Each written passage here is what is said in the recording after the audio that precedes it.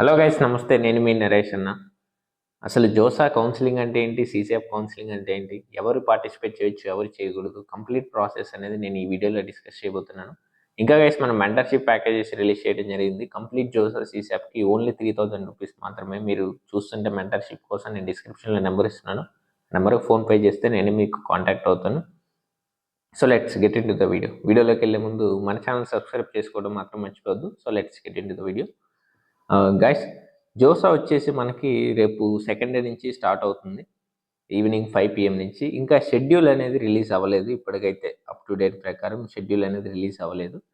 అసలు ఇప్పుడు జోసాలో first sign in అయ్యేటప్పుడు మీరు ఏమన్నా పేమెంట్ చేయాలా రిజిస్ట్రేషన్కి అంటే ఏమీ ఉండదు. మీ JEE Mains application number use చేసి లాగిన్ అయిపోవచ్చు. పేమెంట్ ఏమీ ఉండదు.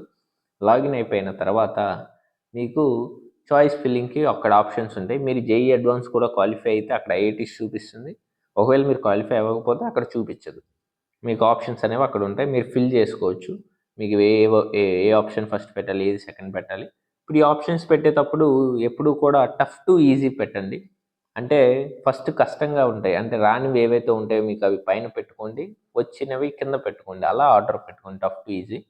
ఎందుకు అంటే సీట్ అలాట్ అయ్యేటప్పుడు మీకు ఏదైనా ఫర్ ఎగ్జాంపుల్ ఒక సీట్ అలాట్ అయింది అనుకో, 10th రోలో సీట్ అలాట్ అయింది మీరు పెట్టుకున్న దాంట్లో. ఫర్దర్ రౌండ్స్కి పైనవే చూస్తారు, కిందవి చూడరు, కిందవి ఎలిమినేట్ అయిపోతాయి. సో అలా టఫ్ టు ఈజీ పెట్టుకోండి. నెక్స్ట్ అది అయిపోయిన తర్వాత మనకి మాక్ సీట్ అలాట్మెంట్ అనేది ఉంటుంది. అంటే మీరు పెట్టుకున్న వెబ్ ఆప్షన్స్కి ఇంకా ఎక్కడ మీకు రావడానికి ఛాన్స్ ఉందని చెప్పేసి ఇది ఒక 2 రౌండ్స్ జరగచ్చు. ఇక్కడ మీకు క్లారిటీ వస్తుంది ఎక్కడ వస్తుందని చెప్పేసి రఫ్గా. ఆ తర్వాత కూడా మీరు ఆప్షన్స్ చేంజ్ చేసుకోవడానికి మీకు ఛాన్స్ ఉంటుంది, కొంత టైం ఇస్తారు.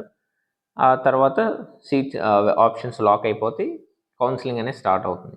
ఫస్ట్ రౌండ్ వచ్చాక మనకి రిజల్ట్ అనేది రిలీజ్ చేస్తారు. ఫస్ట్ రౌండ్ రిజల్ట్ అక్కడ మీకు కనుక మీకు సీట్ అలాట్ అయితే మీకు సీట్ యాక్సెప్టెన్స్ ఫీజ్ అని ఉంటుంది, SCAF.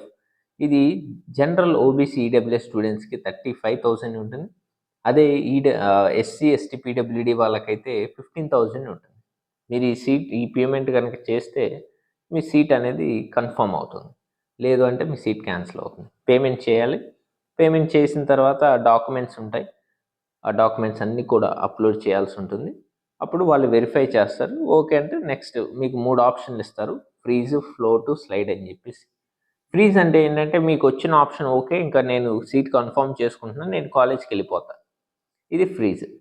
నెక్స్ట్ ఫ్లోట్ అంటే ఏంటంటే మీకు ఒక ఆప్షన్ వచ్చింది, దాన్ని యాక్సెప్ట్ చేస్తున్నారు, బట్ పైన ఉన్న ఆప్షన్స్కి ట్రై చేస్తున్నారు.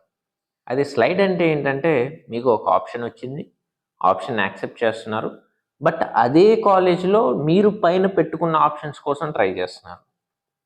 సో అది డిఫరెన్స్, మీరు చూసుకోవచ్చు.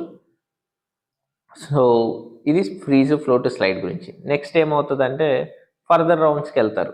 మీరు పెట్టుకున్న దాన్ని బట్టి ఫర్దర్ రౌండ్స్కి వెళ్ళటం అనేది జరుగుతుంది. ఇప్పుడు ఆ ఫర్దర్ రౌండ్స్లో సేమ్ ప్రొసీజర్. మళ్ళీ ఈసారి మాక్ అవేముండవు, జస్ట్ కొంత పీరియడ్ ఇస్తారు. ఈ డాక్యుమెంట్ వెరిఫికేషన్ ఒక 2-3 డేస్ అలా టైం ఇస్తారు. ఆ తర్వాత మీకు నెక్స్ట్ రౌండ్ స్టార్ట్ అవుతుంది. సేమ్ రిజల్ట్ అనేది అలాట్ చేయడం జరుగుతుంది. రిజల్ట్ అలాట్ చేసిన తర్వాత సేమ్ ఫ్రీజ్, ఫ్లోట్, స్లైడ్ ఈ ఆప్షన్స్ ఉంటాయి. ఇలా జరుగుతూ ఉంటుంది. మీరు ఇక్కడ చూసుకోవాల్సింది ఏంటంటే ఎప్పుడు కూడా ఒకటే బ్యాంక్ అకౌంట్ యూజ్ చేసుకోండి. ఎందుకంటే రిఫండ్స్ ఇవి ఉంటాయి. సో సేఫ్ సైడ్ ఒకటే బ్యాంక్ అకౌంట్ యూజ్ చేసుకోండి. ఇంకా ఎవరైతే ఎగ్జిట్ అవుదాం అనుకుంటున్నారో, అంటే మాకు అదర్ ఆప్షన్స్ ఉన్నాయి, బిట్స్ కానివ్వండి, ఇలా రకరకాల ఆప్షన్స్ కొంతమందికి ఉంటాయి. సో నేను ఎగ్జిట్ అవుతాం అనుకుంటున్నాను అంటే 4th రౌండ్లోనే ఎగ్జిట్ అయిపోండి. 4th రౌండ్లోనే. ఎందుకు అంటే మీరు 4th రౌండ్ దాటి 5thకి వెళ్ళిపోయారు అంటే మీకు ఈ సీట్ యాక్సెప్టెన్స్ ఫీజ్ ఏదైతే పేమెంట్ చేశారో అది మీకు రాదు. మీకు రిఫండ్ అనేది ఉండదు, నో రిఫండ్. మీరు 4th రౌండ్లోనే ఎగ్జిట్ అయిపోతే మీకు అది 7,000 వరకు ఒక ప్రాసెసింగ్ ఫీజ్ అనేది కట్ చేసుకొని రిమైనింగ్ ఫీజ్ అనేది మీకు రిఫండ్ వస్తుంది. సో ఇలా జోసా అనేది జరుగుతుంది. జోసాలో వచ్చేసి IITs plus NIT plus system అంటారు. అంటే NITలు, IIITలు, GFTలు ఈ కాలేజెస్ పార్టిసిపేట్ చేస్తాయి. ఇది జోసాలు. Next total number of seats చూసుకుంటే మనకి ఒక 60,000 చిల్లర ఉంటాయి. ఇన్స్టిట్యూట్స్ పరంగా చూసుకుంటే 127 ఇన్స్టిట్యూట్స్ ఉంటాయి. లక్కీగా ఈ రెండంటే ఐఐఎస్సి బెంగళూరు కూడా జాయిన్ అయింది. నెక్స్ట్ సీసాప్ గురించి చూస్తే, సీసాప్ ఏంటంటే ఎవరికైతే జోసాలో మంచి సీట్ రాలేదని ఫీల్ అవుతున్నారో, లేదా అసలు జోసాలో పార్టిసిపేట్ చేయలేదో, వీళ్ళు డైరెక్ట్గా సీసాప్లో పార్టిసిపేట్ చేయొచ్చు. సీసాప్లో మళ్ళీ ఫ్రెష్గా రిజిస్ట్రేషన్, మళ్ళా చాయిస్ ఫిల్లింగు, ఫీజ్ పేమెంటు, ఇవన్నీ మళ్ళీ ఫ్రెష్గా ఉంటాయి. మీరు మళ్ళీ కొత్తగా అంటే ఇంకో మినీ జోసా అనుకోండి, జోసాలో మిగిలిపోయిన సీట్లని అక్కడ సిఆర్ఎల్ ర్యాంక్ తోటి ఫిల్ చేస్తారు. సిఆర్ఎల్ ర్యాంక్ ఎందుకు సార్ అంటారు చాలామంది అడుగుతారు. ఇక్కడేంటి కేటగిరీ ర్యాంక్ చూస్తారు, మరి అక్కడ ఎందుకు సిఆర్ఎల్? ఎందుకు అంటే అక్కడ ఏవైతే సీట్స్ మిగిలిపోయి ఉన్నాయో, ఫర్ ఎగ్జాంపుల్ ఎస్సీ కేటగిరీలో ఒక 10 సీట్లు మిగిలాయి, ఫస్ట్ ఎస్సీ వాళ్ళకి ప్రయారిటీ ఇస్తారు, అప్పటికి మిగిలాయి, అప్పుడు అదర్ కేటగిరీస్కి ఇస్తారు. అంటే ఆ ఫిక్స్డ్ వాళ్ళకి ఫిల్ చేయాలని ఏం లేదు, ఫస్ట్ ప్రయారిటీ ఆ కేటగిరీ వాళ్ళకి, ఇంకా మిగిలితే అదర్ కేటగిరీ వాళ్ళకి ఇస్తారు. అప్పుడు అవతలకి ఇస్తున్నారు కదా, అప్పుడు ఇక్కడ కేటగిరీ అక్కడ కేటగిరీ అయితే కన్ఫ్యూజన్ వస్తుంది. అందుకని చెప్పేసి సిఆర్ఎల్ పెట్టారు. సో సిఆర్ఎల్ ర్యాంక్ పెట్టడానికి రీజన్.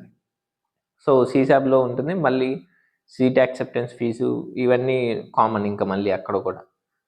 సో ఇలా కౌన్సిలింగ్ అనేది జరుగుతుంటుంది. మీకు ఇంకా గైడెన్స్ కావాలి, ఇంకా మెంటర్షిప్ తీసుకోవాలనుకుంటే నేను డిస్క్రిప్షన్లో నెంబర్ ఇస్తున్నాను, ఆ నెంబర్కి కాంటాక్ట్ అయితే నేను మీతోటి మాట్లాడి మీకు గైడెన్స్ అనేది ఇవ్వటం జరుగుతుంది. So thanks for watching, stay tuned.